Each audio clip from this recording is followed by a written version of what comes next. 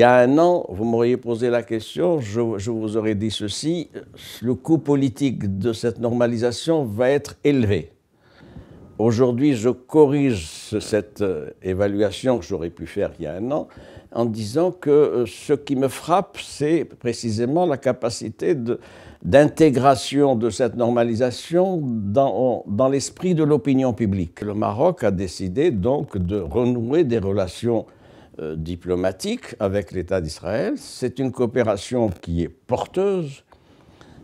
Elle est élargie à un certain nombre de secteurs, économiques évidemment, culturels, on va le voir prochainement, universitaire, c'est également plein de promesses, mais aussi militaire et sécuritaire.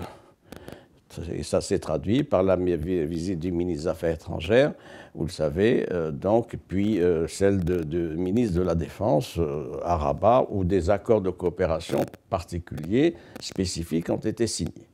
Autre point, il s'agit, pour ce qui est de l'accord d'Abraham, États-Unis, Israël, Maroc, il s'agit, pour ce qui est donc notamment de la reconnaissance du 10 décembre dernier par l'administration américaine de la souveraineté du Maroc sur ses provinces récupérées, il s'agit d'une victoire diplomatique extrêmement importante et historique. Et notre ministre des Affaires étrangères l'a expliqué longuement, la première cause des Marocains, c'est la cause nationale, le Sahara. Aujourd'hui, au terme de l'année 2021, la position marocaine est très confortée. Elle a toujours été confortée depuis la marche verte, avec des conjonctures particulières, difficiles, etc. Mais je puis dire aujourd'hui que c'est une position qui est très confortée et consolidée. Pourquoi? Un, la reconnaissance américaine de la marocanité des provinces sahariennes récupérées. C'est un acte diplomatique et politique majeur dans l'appréhension des termes de cette cause nationale. C'est la première puissance mondiale. Ensuite, c'est l'effet d'amplification de cette mesure-là. C'est-à-dire, on ne peut plus reposer la question nationale suivant les anciens paramètres avant le 10 décembre 2020. Le processus est entré dans une autoroute où il n'y a pas de bretelle sortie.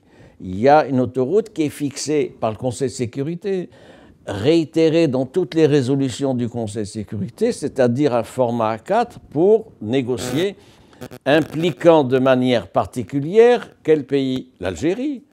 Vous savez, dans la résolution 2602, comme dans la précédente résolution, l'Algérie est citée 5 fois comme devant faire montre d'une plus grande volonté de négociation.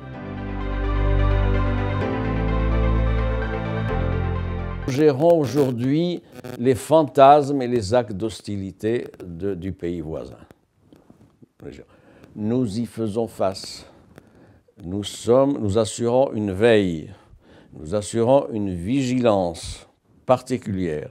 Bien sûr, il y a eu ce qu'il y a eu. L'année 2021 a été marquée par un certain nombre d'incidents du côté de Figuig, vous le savez, des agriculteurs dattiers, il y a d'autres incidents ailleurs, etc.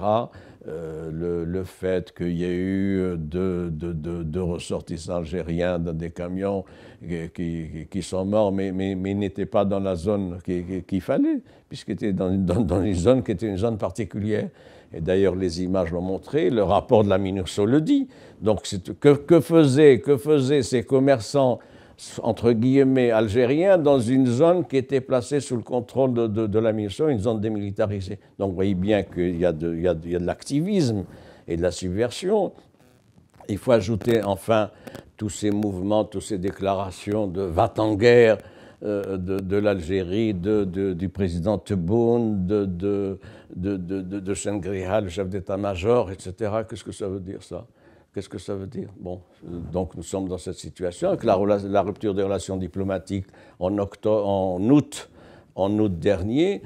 Nous avons affaire à un voisin hostile qui n'a pas d'autre politique étrangère, moi je le répète depuis des années, que l'hostilité à l'endroit du Maroc. Et il est difficile d'escompter une normalisation avec l'Algérie compte tenu de l'hypothèque majeure qui pèse sur le régime algérien. Le Maroc est un pays pacifique, mais c'est un pays qui saura défendre ses intérêts de la manière la plus déterminée qui soit.